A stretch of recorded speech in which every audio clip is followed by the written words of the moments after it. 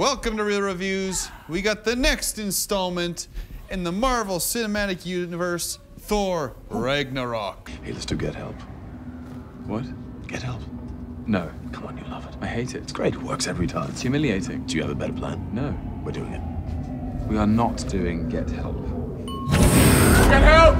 Please! My brother's dying! Get help! Help him! Oh, classic. In the first movie, it's kind of funny because he lands on Earth and he has no idea the customs. Right. Second one, you could tell he's a little bit more relaxed. And I'll give him some points just for maybe hanging out with the Avengers and Tony Stark, then he'll get a sense of humor. Right. But this one sometimes is a little too much. Yeah. Not to the point where like maybe 2 times or 3 times I was like, you didn't really need to do that. Like it was legitimately a very funny movie. Right. Like I laughed a lot in this movie. For sure, but I find that... but the character shouldn't be that funny, I don't think. I find the comedy takes away from the, 2 or 3 serious scenes in the movie. You know, you have something very important, kind of sad happen in 2 of these scenes, and not even 3 minutes later, Thor and Loki are making jokes, or something happens to divert what had just happened to try and like get the the audience to feel for these characters, and they just make a joke, and then it's funny, haha, and then it's forgotten. Yeah.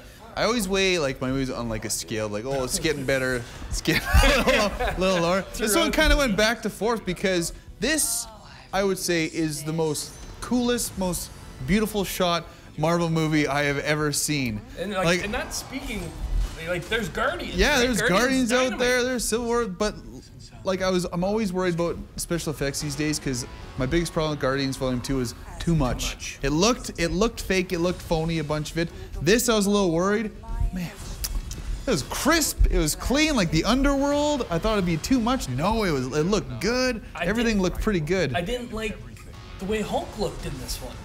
But they give him more and more like Mark Ruffalo. Yeah, and I don't know if maybe I that's like on that. purpose. I don't know. Ooh.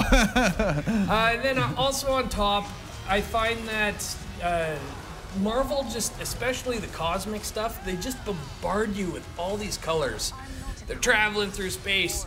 Blue, purple, orange, green. Space is a colorful place, man. I guess so. And like to me, it doesn't take away, but I'm just like, man, like I notice it. Maybe it's the 3D. Maybe we saw it without 3D and we're not like, damn.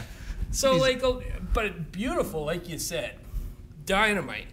The other thing I wanted to bring up, see what you thought of, was the movie takes place kind of in 2 places. There's Asgard, and then there is kind of the Planet Hulk story. Yeah. And so we get to like this junkyard world, and then you meet some of Hulk's friends. Yeah.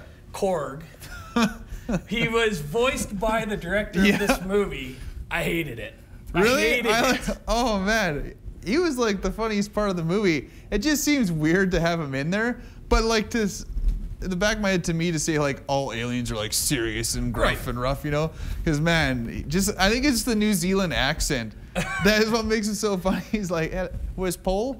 I feel that this Korg and then the Bug, like the 2 friends, were just like a direct knockoff of Groot and Rocket. Like I was like, whoa. There you go, like. No. Yeah, for sure. I was like, well, they have less. Do something new here. No, they have less of a personality. It's totally different. Rocket's like funny because he's angry and he's just bitter, and Groot just says, "I am Groot." Right. Korg is his own man. He's his own man. He just talks. He says his own thing. I don't believe you whatsoever. Dynamite cast again in this movie. We got Hella. Chris Hemsworth. Yeah, hella Kate good. Blanchett. Holy moly, she was good in this movie. And the way that she looks, I was really excited for, even just in the trailers, because the helmet, the horns. Again, I feel that Marvel, like the movie, the writers, whoever, what kind of did an injustice for this character, because like Hela is badass in the comics. Like she is essentially like Satan or Lucifer, however, right? She's pretty. But like in this one, it was just like, oh.